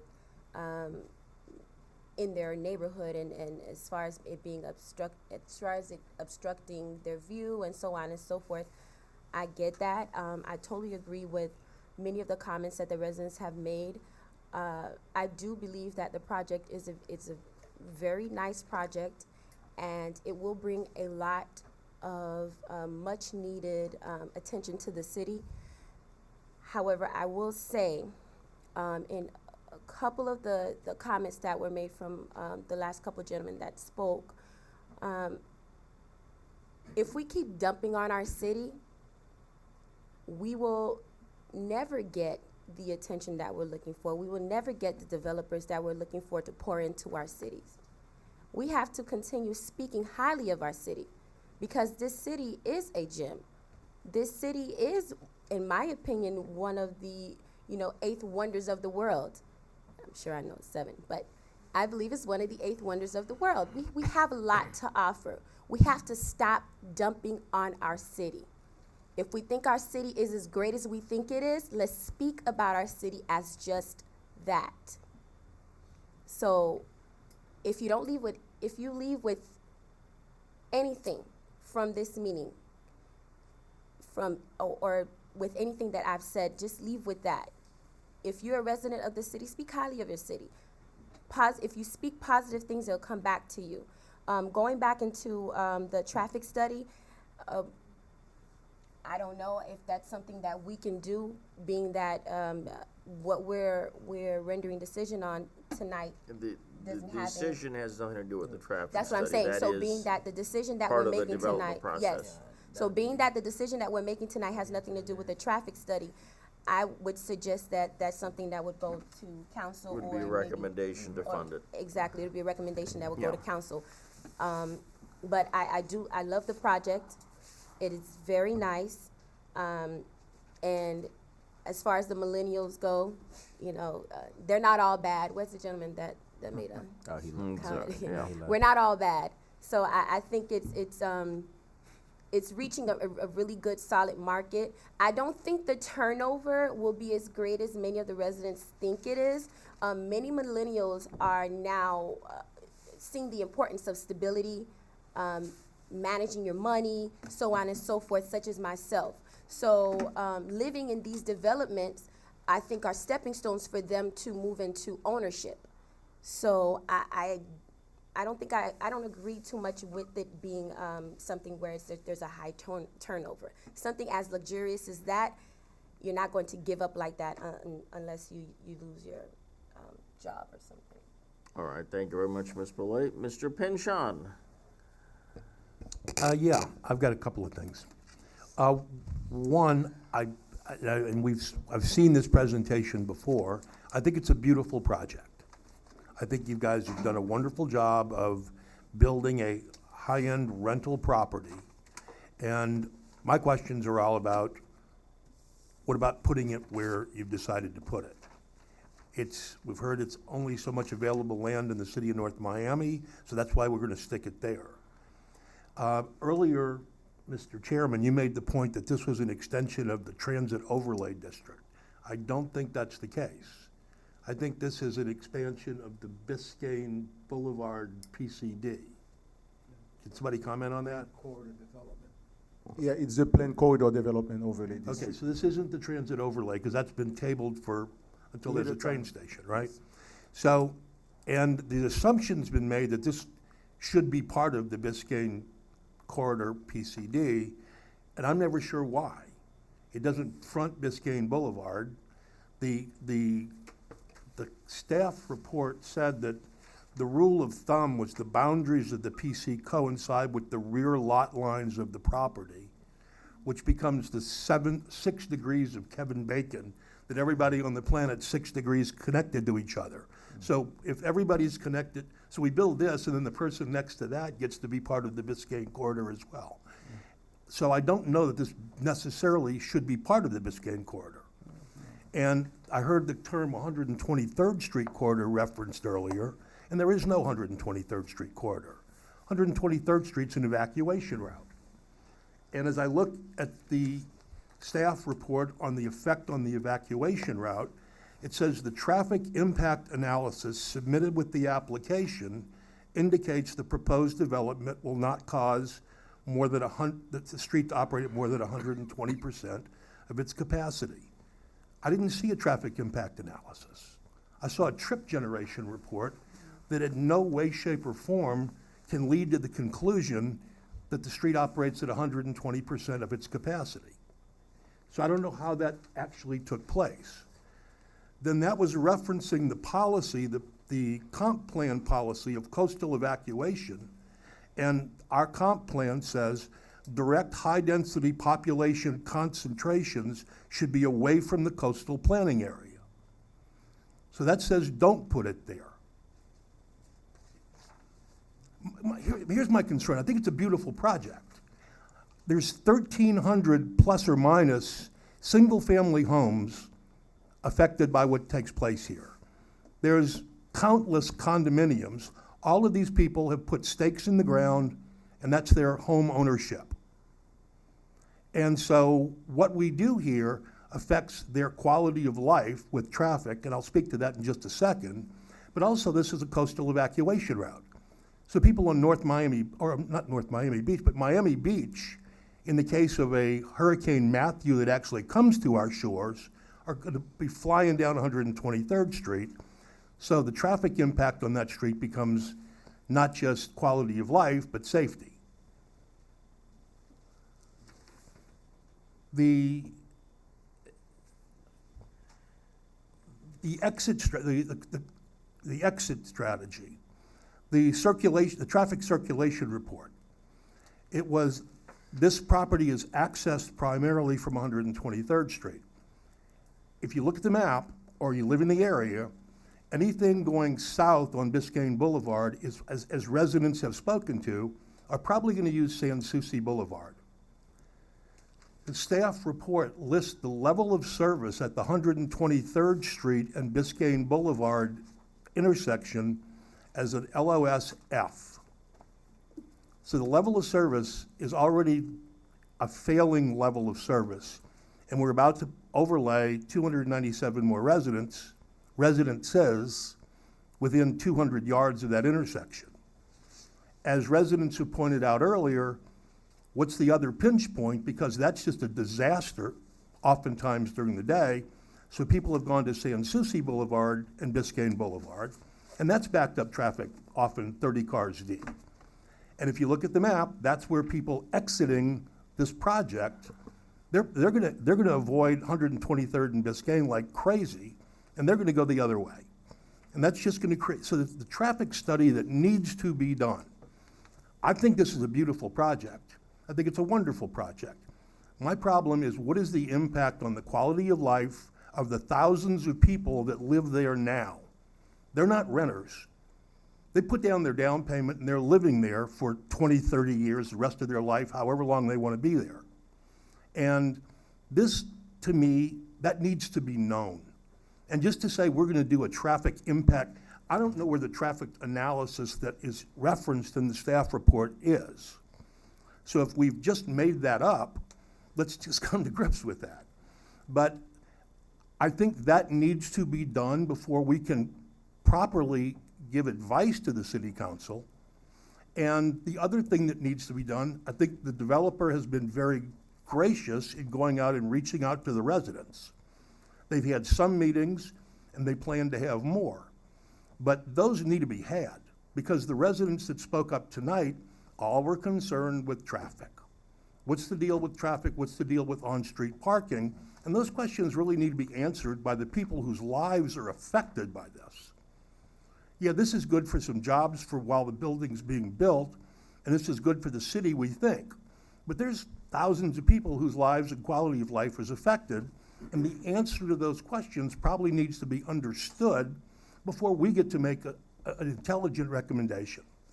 So, Mr. Chairman, that's all I got to say. All right, thank you very much. All right, off to the right, Emmanuel. I mean, I think it's a great project. I mean, looking how stagnant we've been in the past, and for a development like this to come about, I think this is the first step in moving forward. I mean, it's gonna. I know traffic is a major issue, and I'm sure this will be addressed at a later time. But let's make no mistake. With a project like this, it's gonna promote pedestrian traffic, bicycle traffic. It's going to promote, economic growth. Other developments are going to want to come into our city when they see a project like this. I mean, we have a lot of concerns. There's not a single project that's being put up anywhere, whether it's South Beach, whether it's North Bay Village, that concerns like this don't come up. There's going to be plenty of time to address them. But what I can say is that this is something that our city has been lacking. This project has a sense of community, with all the stores, with the retail, the restaurants. You pretty much never have to leave your home. Yes, we're gonna have those amount of parking spaces, but are there really gonna be 497 cars parked there? I just sold my car. I Uber everywhere I go. Uber drops me off, picks me up, train, bike. We have bike lanes. Millennial. I mean, so as long as other cities, North Miami Beach, Aventura, as long as they continue to develop, the traffic is gonna pour down in our city. It's going to happen. Now, the problem is not with us, the problem is with FDOT. They're the ones that someone from the city needs to sit down and speak to them and say, well, what can we do? These are the questions and the concerns that our residents have. It's gonna increase jobs. It's gonna call for more police officers. It's gonna call for a lot of things that our city needs. This is the step that we need to take so we can move forward. And I think it's a great project, and let's move forward. All right, thank you very much, Emmanuel. Each, go ahead. Mr. Chairman, I just want to divert for a second. In our society today, less than 1% of our young people join the armed forces. The gentleman sitting next to me is going to be deployed shortly for the next 6 months to Kuwait on the global war on terror. He's not only a reservist serving his country in its time of need, he's also a police officer, and want him to stay safe, and we're definitely going to miss him, and Godspeed, and be safe, please.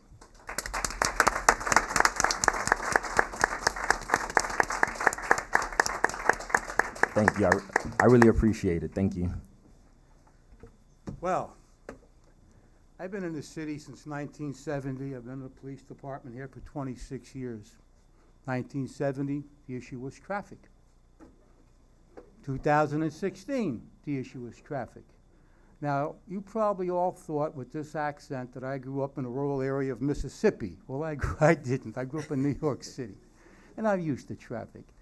I did 6 years up in Chicago after I retired from North Miami, and we had traffic. Traffic is a way of life. What are you going to do, go back to the horse and buggy, knock down I-95? It's here. And right now, we're not a destination. We're a drive-through. And I remember that property over there that you want to develop when it was Monroe Zeter. It was a Chrysler Plymouth dealer. Now, I look over there, we got these low-rise apartments that aren't paying anything, people that are undesirable that we really don't need there. And now we have this beautiful project. And I heard the same argument when Home Depot went in, Johnson & Wales, how they beautified that project over there. LA Fitness, the reason that you got LA Fitness over there is because the same people that were complaining about having a self-storage building going up over there didn't want it. So thank God we ended up with LA Fitness. It's a beautiful building. And traffic is here. It's a fact of life. Now, if the evacuation is going to happen during the hurricane, they're going to come westerly and leave the beach. Well, they come westerly now. And there's traffic. I walk in the morning. I do 6 miles out there. And I go down 123rd Street, and I go by Sans Souci Boulevard, and I see the backup. And hopefully, with our transit point on 125th Street to 120 or to 135th Street, somewhere in that area, we're going to have the Tri-Rail station. That will help alleviate some of the traffic. And as you heard the county mayor state, that in this year's budget, I believe, they put I don't know how many millions of dollars to automate our traffic signals. Okay? So it's here. It's a reality. But I'm not going to shoot ourselves in the foot and say, no, we don't want this development. I see North Miami Beach developing. I look at Sunny Isles and see how that town turned around. I look at the beach. I can remember when I lived on South Beach. I can remember when I was on loan to DEA working downtown Miami across the street from the Miami Herald. It was nothing. Now today you have people with disposable income improving the quality of life. The Urban Land Institute stated that they would like to see people work, live, recreate in the same area. And if we get mass transit, it's going to be here. But we're not. When are we going to do it? 20 years from today, have a nice project? 30 years from today? It's now. The time is now. You know, the time is now for this project. When I hear the story about balconies and people going to be peeking into my neighborhood, well, let me tell you, I guess we might as well knock down the cricket club, the jockey club, Quayside, all of those high-rises we have on 135th Street over there north of Keystone Point. We have some 12-story buildings over. Let's not knock them down. We don't want people on their balconies. My gosh, how dare you sit out there on the balcony and to me, that doesn't make any sense. I mean, it's a fact of life. Balconies are beautiful. You want to enjoy the outside. The view is beautiful. You know, yes, there are peeping toms, you know. Give me the telescope and we'll get out there and we're going to look. It's a fact of life. But does that mean that we don't develop, that we don't have high rises? I look at the city of Miami, 60 stories. They must have some real big peeping toms down there, I tell you. No, I look at the big picture. I don't know if it was this week's Miami Herald or last week's business section that said, this is spot on. Cities all over, Broward County, Dade County, are looking for this type of a development to come in. I often said I'd rather have a wealthy city helping poor people than a poor city helping nobody. And that's what we need. We have restaurants coming into the city now. We need people with disposable income.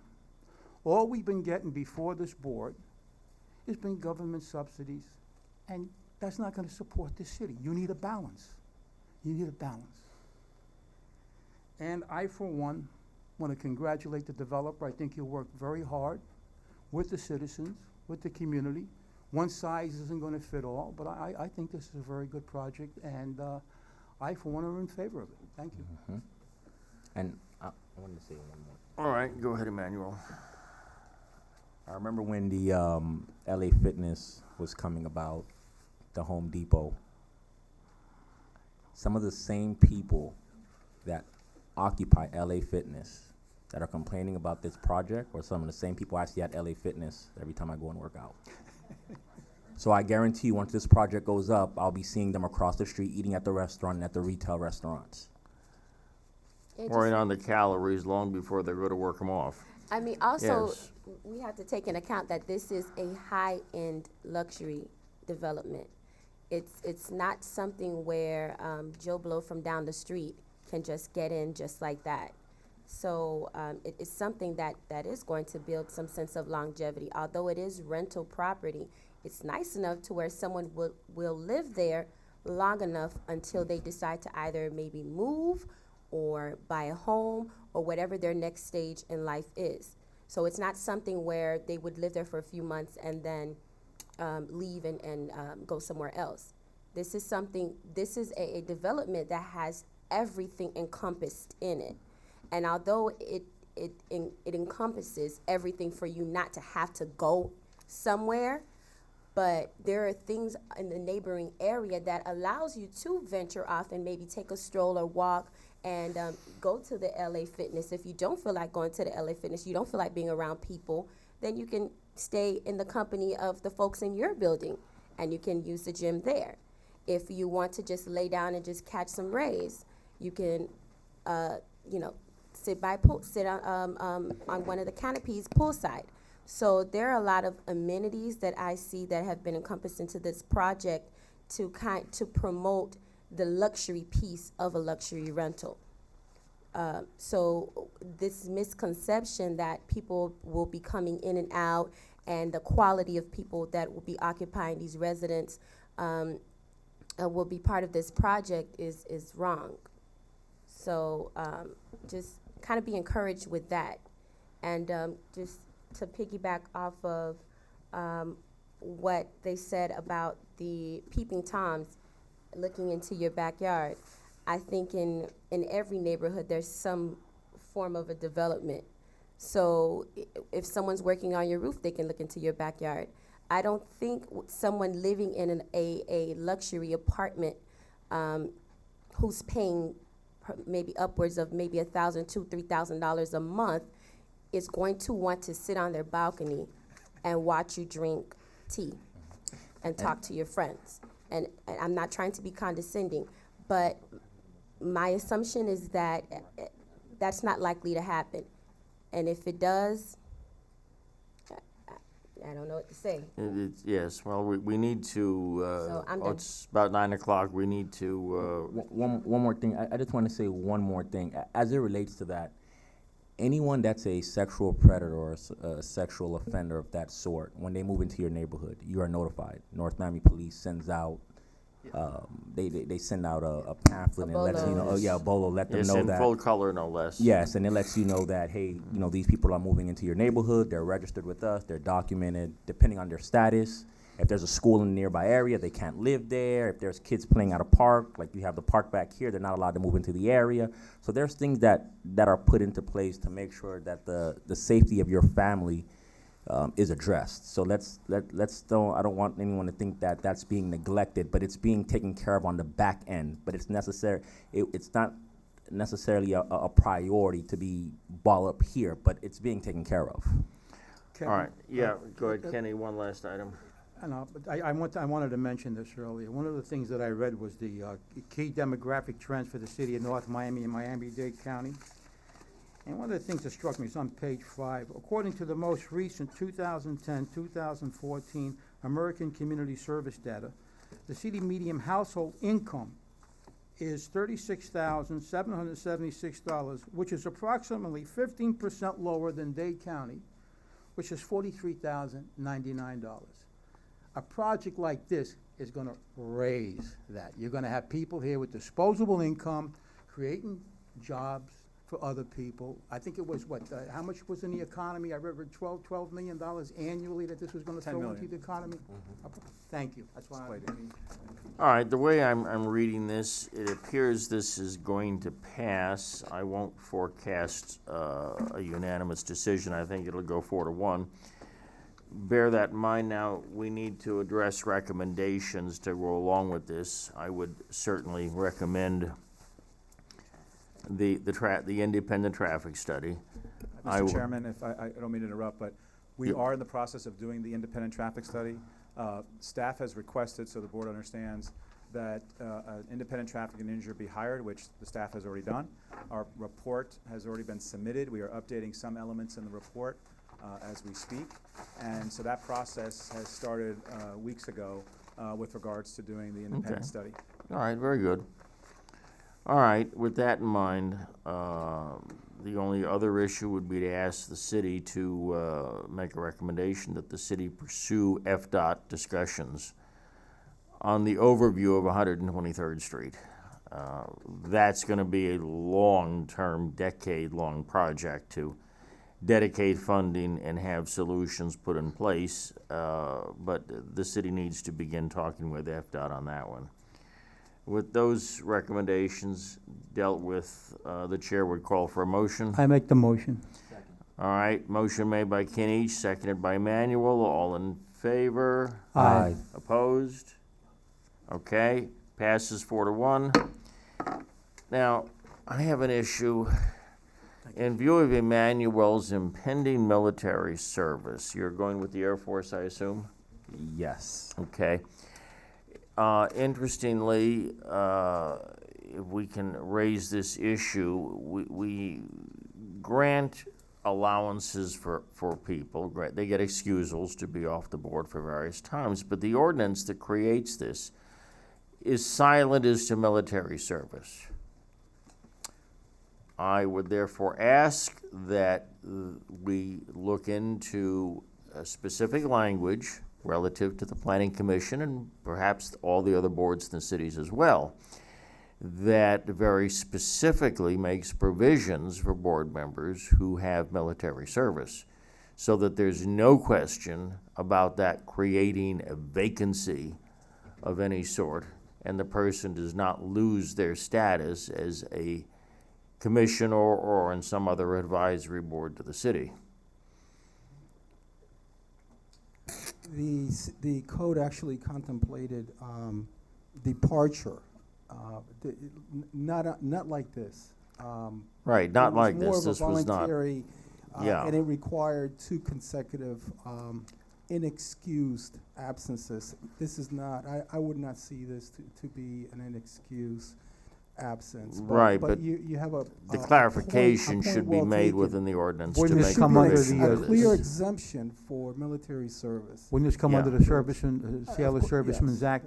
Absolutely. I think so. It might, but it should be written into the It's ordinance. likely a federal already, a federal Right, code. but not local at the But- city level, and it should be adopted. And we should recognize it as well. All right. Absolutely. Having said that, that concludes the formal business tonight. Do we have our December meeting date selected? December 6th, Mr. December Chair. the 6th, And for please. the record, this item may or may not appear at the next, it's not going to be appearing at the next council meeting. It will be scheduled likely for November 22nd or December 13th. Okay. So it's December 13th, thank you. I'm sorry? December 13th? Yes. Thank you. Is that what? Getting better. December the 6th. All right, if there be no further business to come before the Planning Commission, meeting is adjourned. Thank you very much, Mr. Chairman and members of the commission and staff.